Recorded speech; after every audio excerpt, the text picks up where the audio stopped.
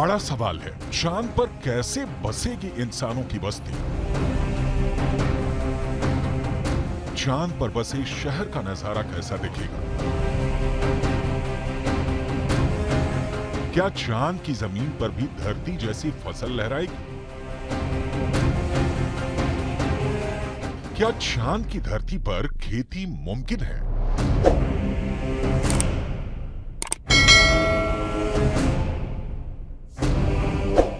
विज्ञान कहता है कि चांद पर अभी इंसानों के रहने लायक वातावरण नहीं है, लेकिन नासा का कहना है कि आने वाले वक्त में चंद्रमा की धरती को रहने लायक बनाया जा सकता है। लेकिन दावे के मुताबिक चांद पर बसने वाली बस्ती नहीं होगी सस्ती। अंतरिक्ष में चंद्रमा धरती का सबसे करीबी पड़ोसी पिंड है।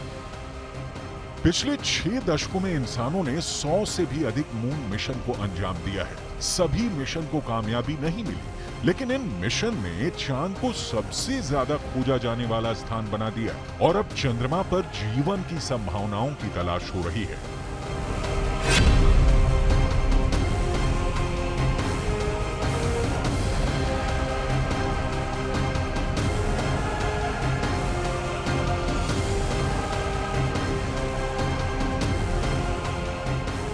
अभी तक चंद्रमा से जुड़ी कई हैरान कर देने वाली जानकारियां सामने आई हैं। दावा किया जाता है कि चंद्रमा की मिट्टी में कई तरह के खनिज हैं। चांद की सतह पर पानी होने के भी सबूत मिल चुके हैं। वैज्ञानिकों का मानना है कि चांद पर जीवन के सबूत भी मिल सकते हैं। संभावना जताई जा रही है कि भविष्य में चंद्रमा पर मानव बस्ती बसाने का सपना पूरा हो सकता है, लेकिन ये काम इतना भी आसान नहीं है। चंद्रमा पर इंसान के कदम भले ही साल 1969 में पड़ गए हों,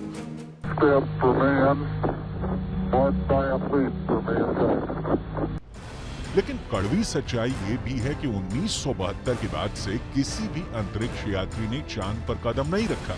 जब से इंसान ने चांद पर कदम रखा है, तभी से वहां इंसानी बस्ती बसाने की चर्चा चल रही है।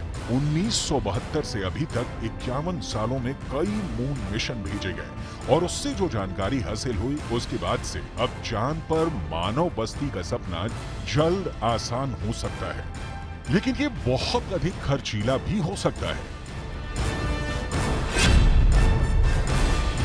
क्योंकि अगर चंद्रमा पर कॉलोनी शुरू करने के लिए धरती से सामान भेजने होंगे तो ये काफी महंगा साबित होगा।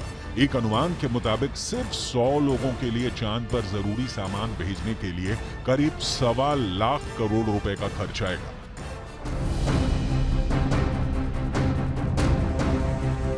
ऐसे में अगर चांद पर इंसान को रहने लायक बस्ती बसानी है तो सबसे पहले रोटी, कपड़ा और मकान जैसी बुनियादी जरूरतों को पूरा करना होगा, जिसमें सांस लेने के लिए हवा, पीने के लिए पानी, पेट भरने के लिए खाना, हवा के दबाव से लैस रहने लायक जगह और रोशनी के लिए बिजली जरूरी होगी। दावा है कि इनमें से ज्यादातर जरूरतों को चांद से ही पूरा किया जा सकता है। चंद्रयान 1 की मदद से चांद पर पानी होने की पुष्टि हो चुकी है। पानी की खोज के बाद इसरो अब चांद पर जमी बर्फ का विश्लेषण करने में जुटा है। चांद की सतह की बनावट को समझने में लगा है। नासा के मुताबिक चांद के दक्षिणी ध्रुव पर बर्फ है। बर्फ के साथ साथ वहां दूसरे प्राकृतिक संसाधन भी हो सकते हैं। साल 1998 में नासा ने मून मिशन के तहत ये बताया था कि दक्षिणी ध्रुव पर हाइड्रोजन है। नासा का दावा है कि अधिक मात्रा में हाइड्रोजन होने की वजह से वहां बर्फ होने की संभावना है। इसके अलावा चांद के दक्षिणी ध्रुव पर बड़े बड़े पहाड़ और कई गड्ढे हैं। ज्यादातर गड्ढे ऐसे हैं जहां अरबों साल से अंधेरा है। अमेरिका के नासा के मुताबिक घुप अंधेरे के बीच यहां बर्फ का जमाव हो सकता है।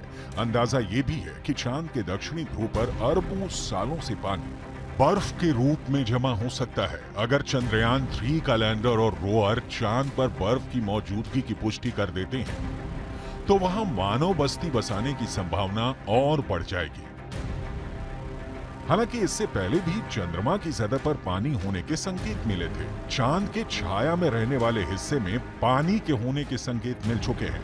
वैज्ञानिकों को चांद के उस हिस्से में पानी होने के साक्ष्य भी मिले हैं जहां सूर्य का सीधा प्रकाश पड़ता है।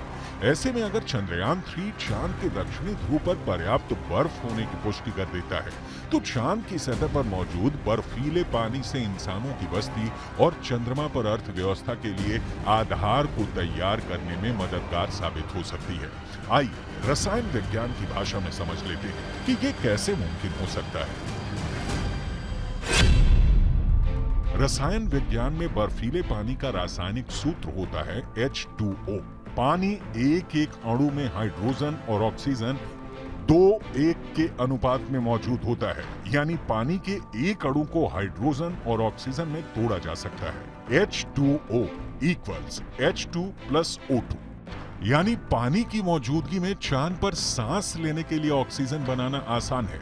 वहीं पानी से हाइड्रोजन और ऑक्सीजन को अलग करके ईंधन के तौर पर इस्तेमाल कर सकेंगे। साथ ही साथ पानी से चांद पर बिजली भी तैयार की जा सकती है।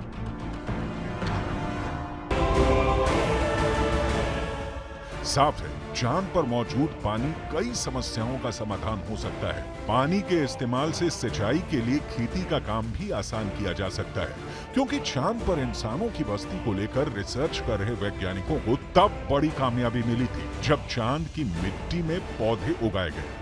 अपोलो 11 मिशन के दौरान करीब 22 किलो सामान चंद्रमा से लाया गया था।